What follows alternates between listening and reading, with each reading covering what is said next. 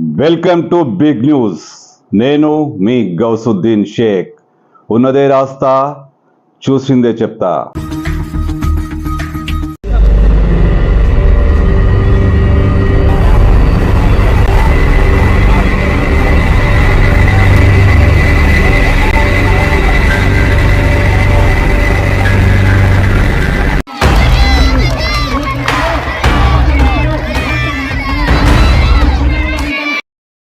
రైతుల అభిప్రాయాన్ని రేవంత్ ప్రభుత్వం పూర్తిగా గౌరవించింది.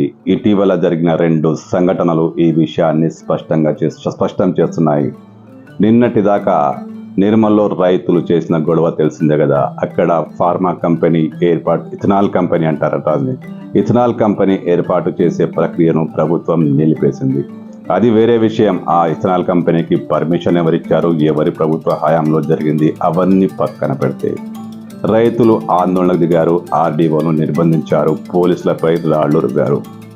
ఈ సంఘటనపై పూర్తిగా కూలంకషంగా చర్చించిన రేవంత్ ప్రభుత్వం అక్కడ ఇథనాల్ పరిశ్రమ రద్దు అనే నిర్ణయాన్ని తీసుకుంది. అక్కడ ఇథనాల్ పరిశ్రమ ఏర్పాటు చేయబోరు.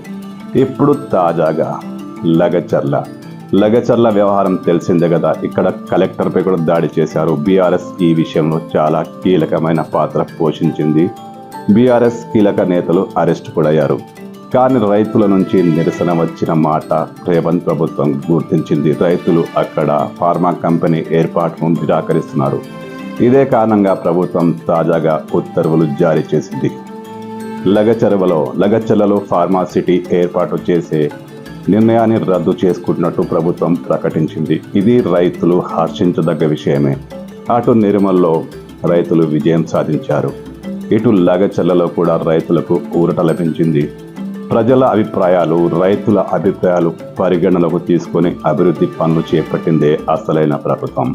ఇప్పుడు రేవంత్ రెడ్డి ప్రభుత్వం కాస్త ఆలస్యంగానైనా ఈ విషయాన్ని గుర్తించి రైతులకు అనుకూలమైన నిర్ణయం తీసుకొని రైతులను ఆనందాల్లో ముంచెత్తింది. మొత్తానికి ఈ విషయంలో రేవంత్ ప్రభుత్వాన్ని అభినందించాల్సిందే.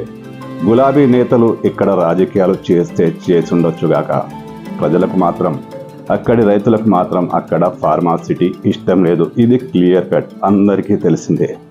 రేవంత్ ప్రభుత్వం ఇక్కడి రైతుల మనోభావాలను గుర్తించి అటు నిర్మల్లోనూ ఇటు లగచర్లలోనూ పారిశ్రామిక విషయాల్ని పూర్తిగా పక్కన పెట్టేసింది. లగచర్లకు ఇప్పుడు ఒక ఫార్మా కంపెనీ ప్రమాదం లేదు. అటు నిర్మల్లో ఇథనాల్ పరిశ్రమ రాదు. ఇది క్లియర్ కట్గా ప్రభుత్వం తేల్చి చెప్పేసింది.